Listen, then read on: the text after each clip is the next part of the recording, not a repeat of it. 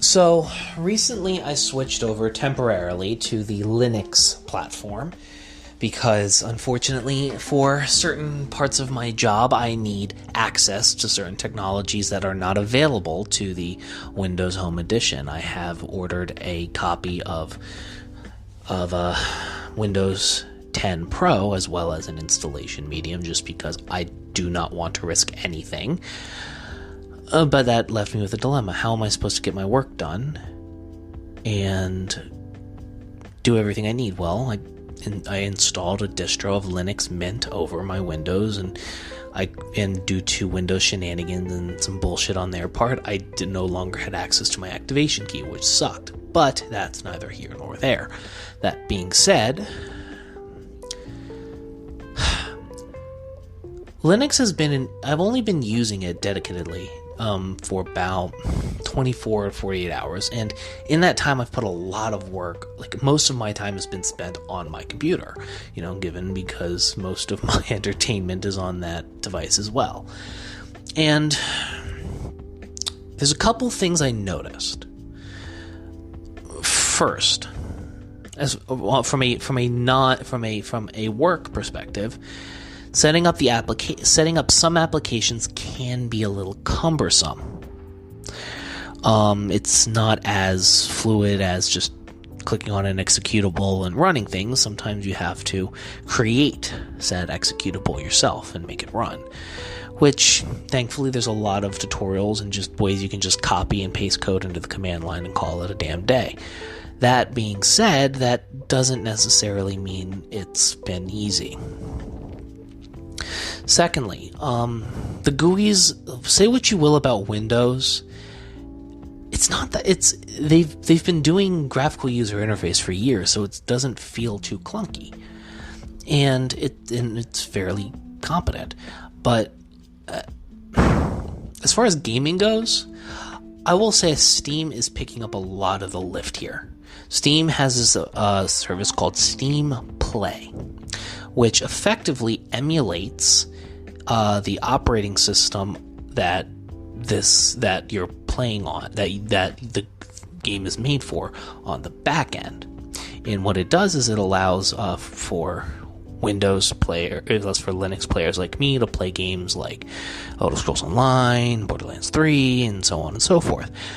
But unfortunately, due to constraints on the system, make no mistake, my computer is by no means a lightweight. It's running a NVIDIA GeForce 1050 Ti under the hood, which is more than enough to run most games right now. It's got about 12 gigabytes of RAM. It's got a i7. It's a competent computer. It's got plenty under the hood. It runs on it's got an SSD.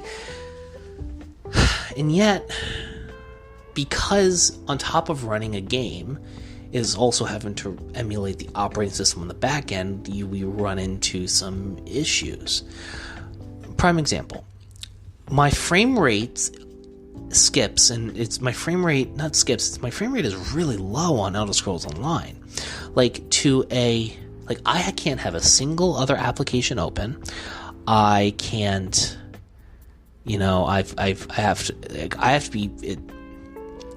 I had to lower my graphical settings by more than half of what they were with Windows, and the stuttering can be a bit of a pain in the butt. Now, that doesn't make it unplayable. I did a battleground and it wasn't that bad. I was able to see and do everything, and it's given Zoss's netcode lately. I sometimes wonder if it was Zoss's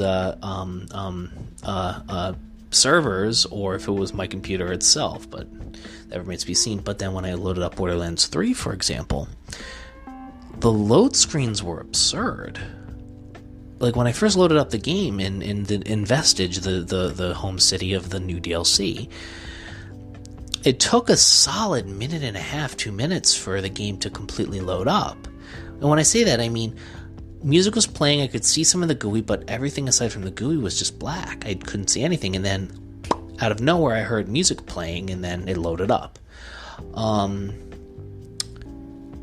The only problem I had with it was just some frame skipping, but even then, that was more of it. Like, I was having that with the issues with the Windows too, so I think maybe if I went back and lowered some of the graphic settings, it would be better.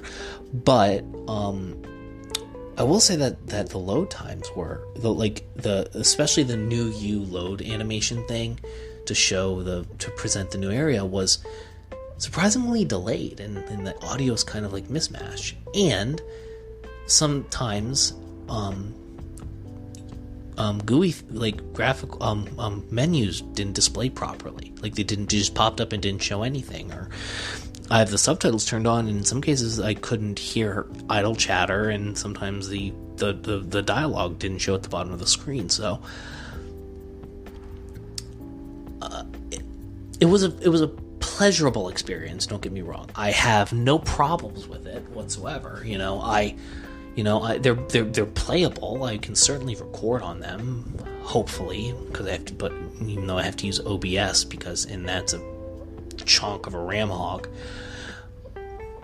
But a part of me is just misses Windows just for the gaming bit. Aside from that, as far as using it as a daily driver temporarily, I don't have any problem with it. But I do have some reservations about it from a gaming perspective, especially since the YouTube channel we run at HIMedia does primarily gaming content, or at the very least uses gaming content as filler for the video. So it remains to be seen, but from a daily driver standpoint, a non-gaming standpoint, I think it's quite good. I think that it has some hiccups, but one of the things I realize is that you don't really have to make an application yourself. Linux has a robust library of things you can just type sudo apt-get install blank, enter name here, and it just runs fine.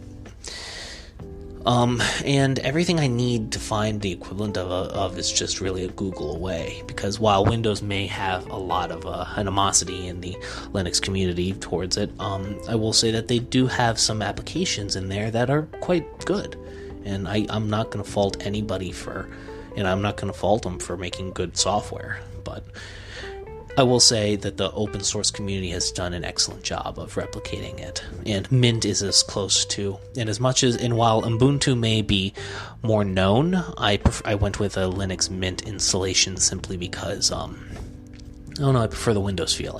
I've never really enjoyed Ubuntu's Mac style graphical user interface, but that's just me. But these are just my thoughts on as a new Linux user.